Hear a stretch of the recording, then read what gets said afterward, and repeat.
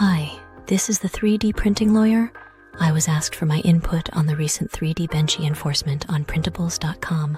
This is not legal advice, but only my opinion. According to R3D Printing, Maker Joe's custom benchy model was removed from Printables 4 days ago.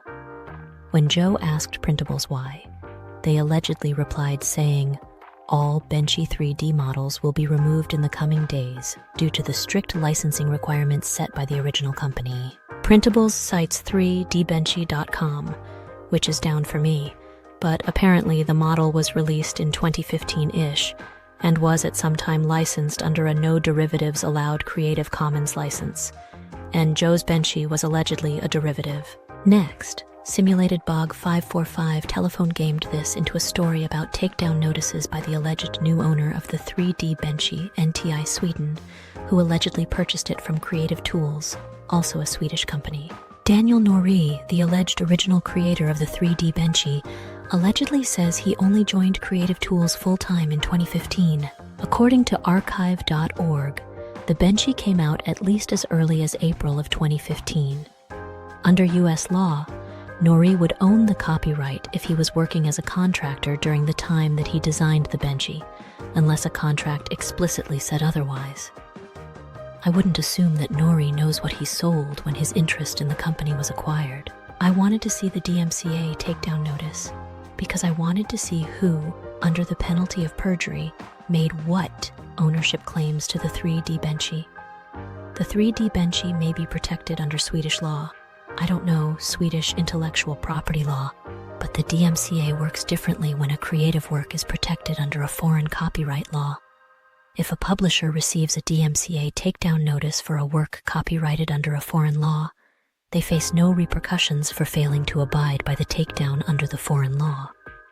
NTI Sweden would have to register the copyright in the US and make another DMCA takedown request, because works created outside of the US and first released outside of the US don't automatically get US copyright protections. As it turns out, I wouldn't get to see any DMCA takedown notification because none were sent, according to an All3DP story by Sean Frey.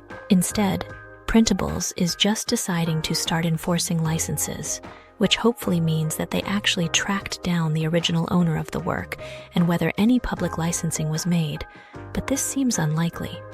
I think Printables is part of Prusa, which is a Czech company, so DMCA doesn't seem to apply anyway. Note that one doesn't necessarily need to have a license to a work to modify it. There is certainly fair use.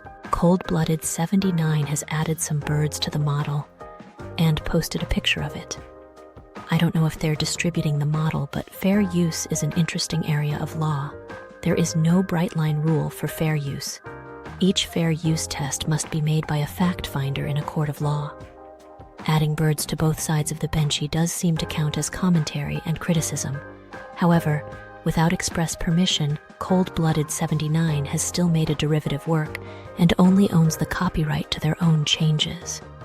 If they designed the birds, they can distribute the birds alone, but not with the derivative work. Does copyright law need to be updated for the internet age, though? Certainly. Even though Cold-Blooded 79 likely owns the photo, as the photographer of the benchy with birds, distributing the photo of a derivative work without permission is likely infringement, unless it falls under fair use, which I'm claiming for this video. What do you think? Got comments or questions? Drop them in the comments below. Please like this video. Thank you for subscribing. Have a good day.